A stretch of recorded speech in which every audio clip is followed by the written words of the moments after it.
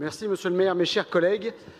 Cette délibération est fondée sur un constat que nous partageons tous ici, celui d'une répartition des compétences entre la mairie centrale et les mairies d'arrondissement imparfaite, pour ne pas dire totalement déséquilibrée et ou surannée.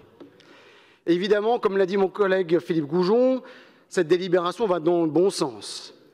Il n'en demeure pas moins que malheureusement, il y a quelques angles morts qu'il convient d'évoquer ici, singulièrement la partie budgétaire.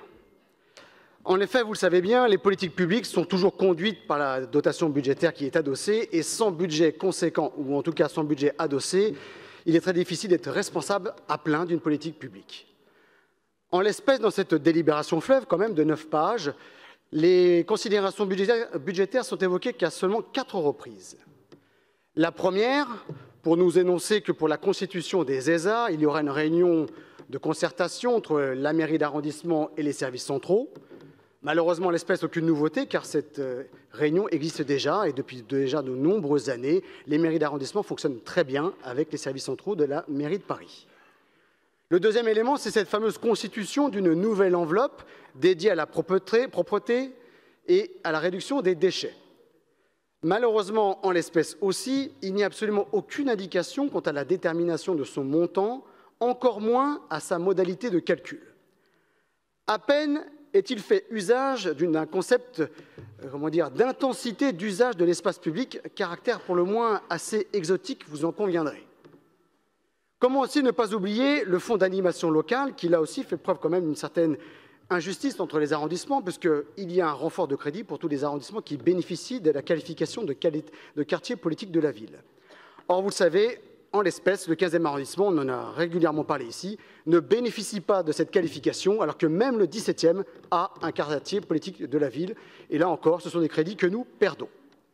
Dernier élément de cette délibération, c'est la possibilité d'une fongibilité entre l'enveloppe équipement transféré et celle sur la propreté publique. Et là, malheureusement, il ne s'agit qu'une fongibilité à hauteur de 10%. C'est toujours bon à prendre, mais on aurait pu pousser un petit peu plus les feux.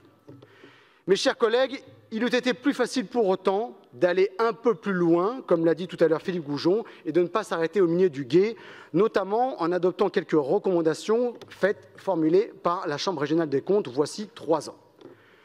Au premier rang desquels, la compétence contrôle de gestion, qui aurait pu être dévolue à une mairie d'arrondissement. Ça ne coûtait rien, et elle nous permettait, nous, puisque vous nous revendiquez cette qualité de pilote dans l'action publique, ce qui est très bien, d'aller jusqu'au bout de la logique, puisque nous avons le bénéfice des équipements de proximité qui nous sont transférés, eh bien pourquoi pas avoir aussi communication des États et des études qui portent sur ces équipements transférés. Deuxième élément de réflexion, toujours porté par la CRC, c'est la révision de cette dotation d'investissement, qui par exemple n'a pas bougé depuis 2013.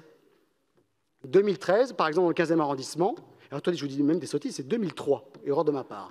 Depuis 2003, par exemple, dans le 15e arrondissement, c'est 486 000 €. Ça n'a pas bougé depuis 2003. C'est quand même, vous avouerez, assez incongru. Je vous rappelle que dans l'intervalle, l'inflation, elle, a augmenté de près de 21%. Vous voyez quand même que là encore, il pourrait y avoir un petit effort de fait. Dernier élément, j'en finirai par là, Philippe Goujon l'a indiqué tout à l'heure, 3% dévolus aux arrondissements pour les ESA, 3% sur le budget général de la ville de Paris. Là encore, on considère qu'il pourrait y avoir un petit effort. Et j'espère que la clause de revoyure qui vous est proposée sera adoptée et que ce sera l'occasion peut-être de pousser un petit peu plus les faux. Tout ça pour vous dire, mes chers collègues, que même si cette délibération va dans le bon sens, il n'en demeure pas moins qu'elle laisse planer quand même un doute sur la soutenabilité des compétences. Et c'est heureux que vous nous accordez. Et il ne faudrait pas tomber dans le travers dénoncé par Chateaubriand, que je paraphrase volontiers, toute ambition sans moyens est criminelle. Merci mes chers collègues.